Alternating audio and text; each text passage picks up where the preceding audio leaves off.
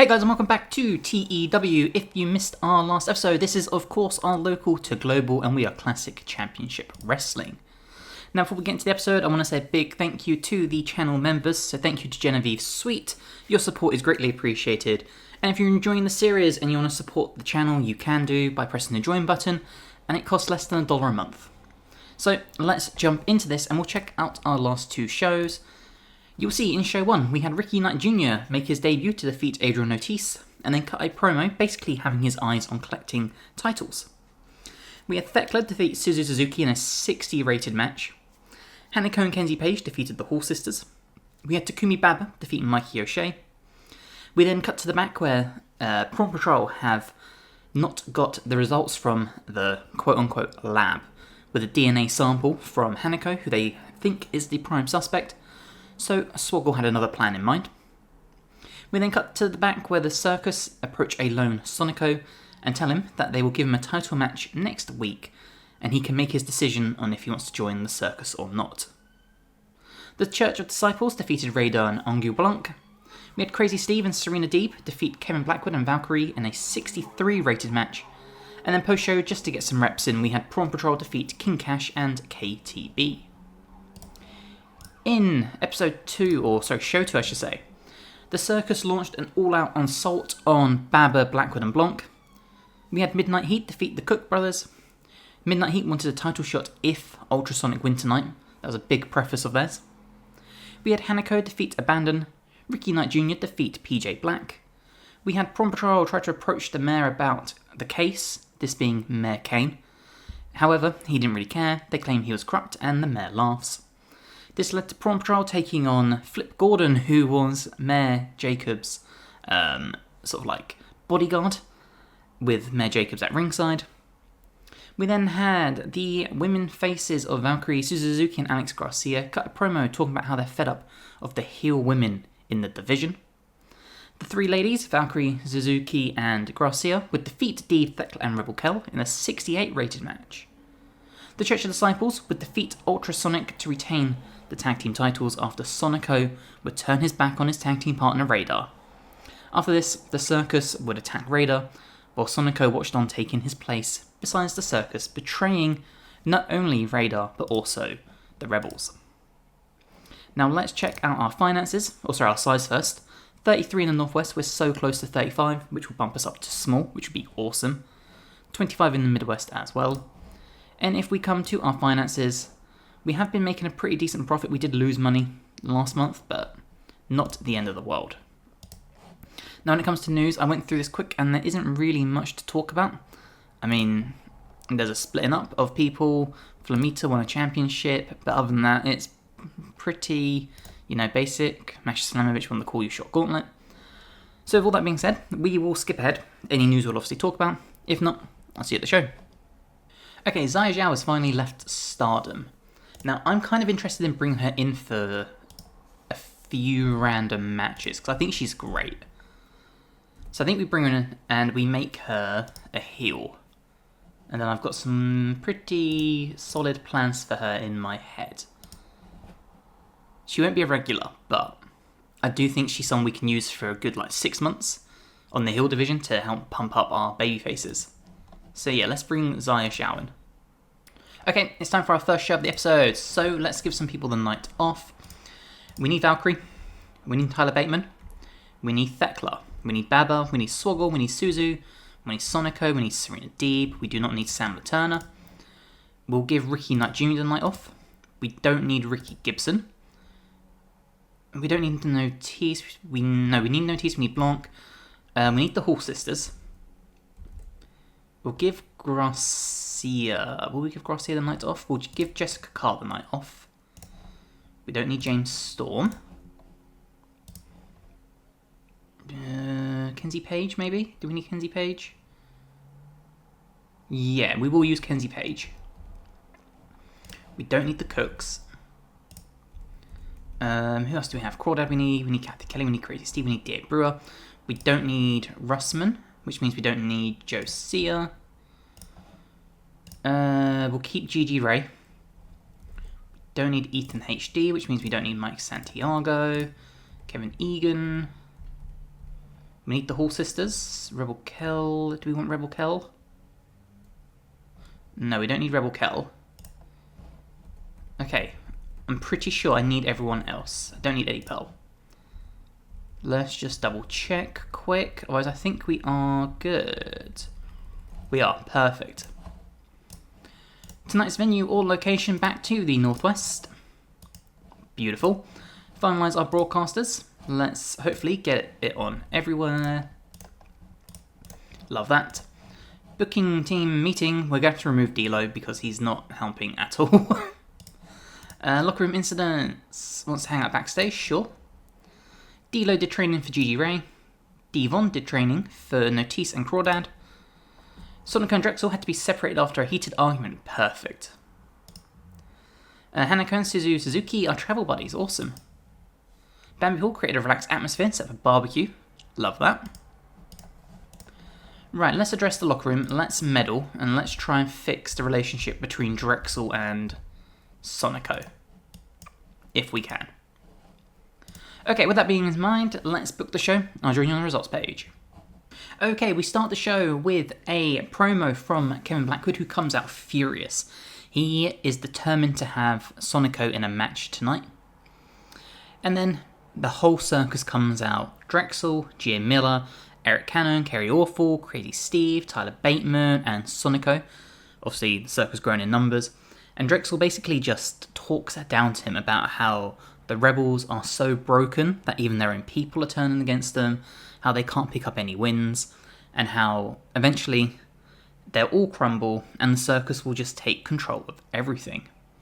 So overall, this got a 28 rating for part 1, 26 rating for part 2. Got the show off to a hot start. We'll take that, or a strong start, I should say.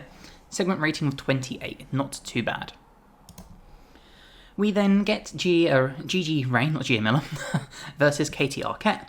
Gigi Ray with the 33, Katie Arquette with the 31. This match was just basically there to get Gigi Ray a match and, build up popularity. So a 34 segment rating with a 32 wrestling rating, not bad. We then cut to the back where Suzuki and Thekla are being told by Kathy Kelly that tonight they will both take part in Pick Your Poison. So both ladies will have to go and find an opponent for the other person. Kathy Kelly looked good. Lost heat, that's okay though. Thekla was terrible with no script, interesting. But a segment rating of 42 is pretty good. We then have Thekla go out to the ring, and her opponent, as chosen by Zuzu, is Alex Garcia. Thekla would defeat Alex Garcia in 10 minutes. Thekla with the 53, Alex Garcia with the 44. So a wrestling rating of 48 and a segment rating of 53. That's pretty decent. We then cut to the back where Prawn Patrol are trying to lure Adrian Notice into sort of monitoring Hanako, trying to offer him a fake place within the Prawn Patrol as their sneaky way of trying to, get the evidence that they need. So Swoggle and Crawdad enjoyed the Freedom Golf script, Notice did not, but got a 26 segment rating. We then have Blanc, Baba and Radar take on Crazy Steve, Tyler Bateman and Kerry Awful from the Circus of Disciples. Eric Cannon is at the moment injured, he got injured last show. Tyler Bateman was rusty, he has just come back from injury, so that's okay. Radar got a 53, Baba got a 53, Blanc got a 43, Kerry Awful got a 33, Bateman with the 36 and Crazy Steve with the 41. So a 43 wrestling rating and a 49 segment rating. We then cut to the back where Brother Devon tells Serena Deeb and Valkyrie that tonight they will tag together to try and put them on the same page before they take each other on for the title. We then have Prawn Patrol and Adrian Notice take on the KTB, King Cash and Lord Byron, in which Prawn Patrol and Adrian Notice would actually get the win. So Notice got 26, Swoggle got 29, Crawdad with the 37, Byron with the 26, King Cash with the 35, and KTB with the 42. So that's a 33 wrestling rating and a 37 segment rating. That's actually a lot better than I expected. I kind of thought this match would do like low 30s, so I'm pleasantly surprised with that. We then get Serena Deeb and Valkyrie taking on the Hall Sisters, and the Hall Sisters would actually win this. The whole story of the match being that a combined actual tag team is stronger than two strong individuals. Very, late 80s style wrestling, which I personally love. So Valkyrie got a 55, Serena Deeb got a 64, and Bambi Hall got a 56, and Lisa Hall got a 52. Not bad at all. A 57 wrestling rating and a 56 segment rating. This match got the crowd buzzing just in time for Suzu Suzuki versus Kenzie Page, and look at this match. Suzu got a 79. Kenzie Page seemed off her game, which is a shame because she still got a 54. But 67 wrestling rating and a 69 segment rating. These two ladies are going to have a very good feud when we get to them. And then our main event, Kevin Blackwood would take on Sonico, in which Sonico would defeat Kevin Blackwood after a distraction from Gia Miller allows Drexel to interfere and lay Blackwood out. Sonico got a 52, Kevin Blackwood got a 44. This was a high spots match. Doesn't quite play into Blackwood's strengths, but we needed 3 different match types. And to get a 44, I'm still pretty happy with that. So overall, we got a 53 show rating. We used Blanc far too much, but that's okay, because the more we use him, the quicker his popularity is going to build up. Totally okay with that.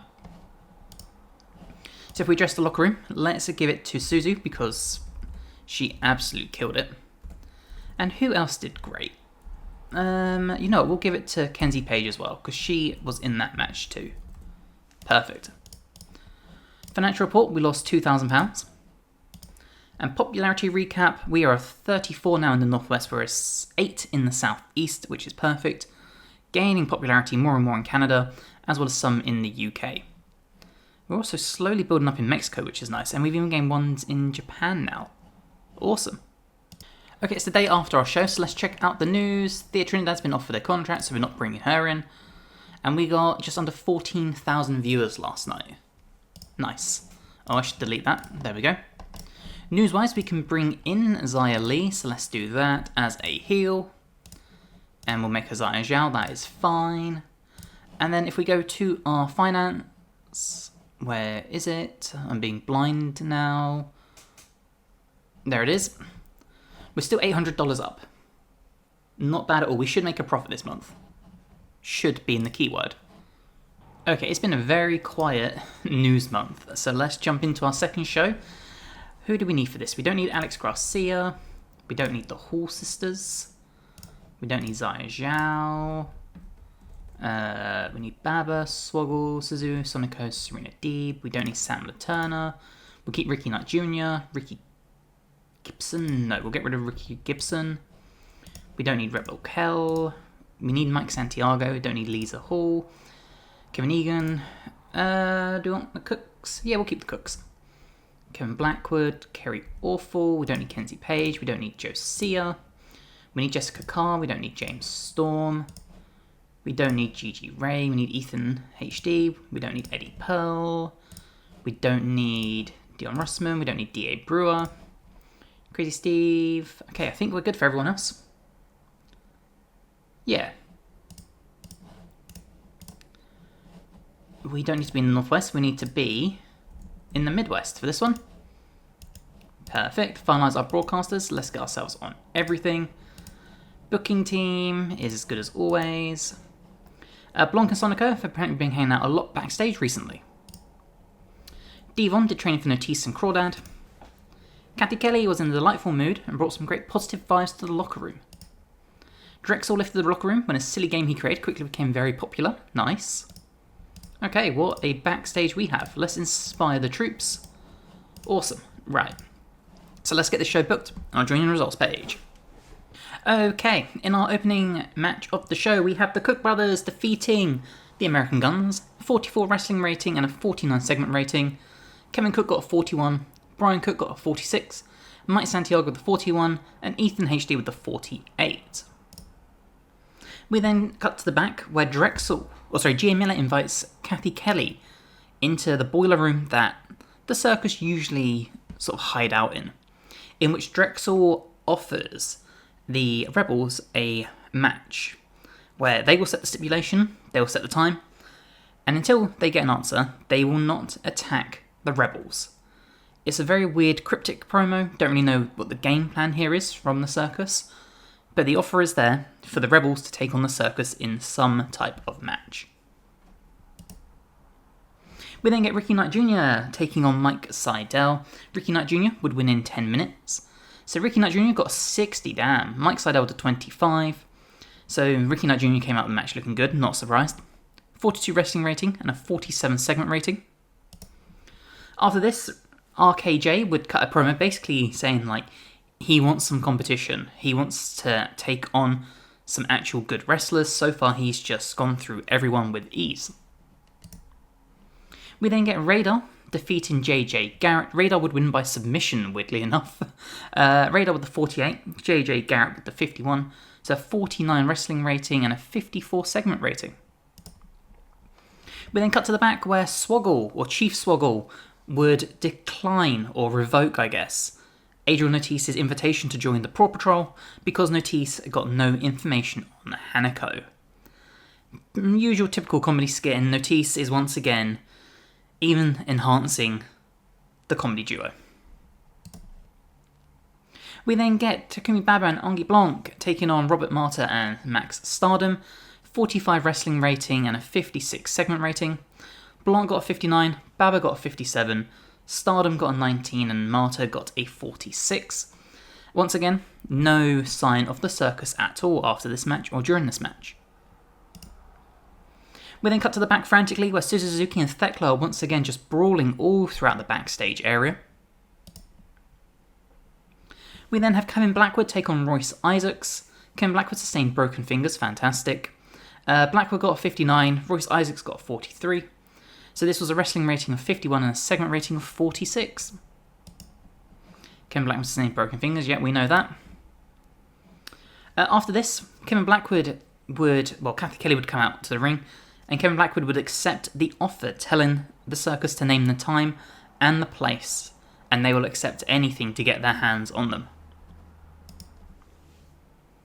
We then, in our main event, have Hanako, Serena Deeb and Thekla defeating Suzuki, Valkyrie, and the only person that they could find to agree to join them in the fight, Ida Bradley.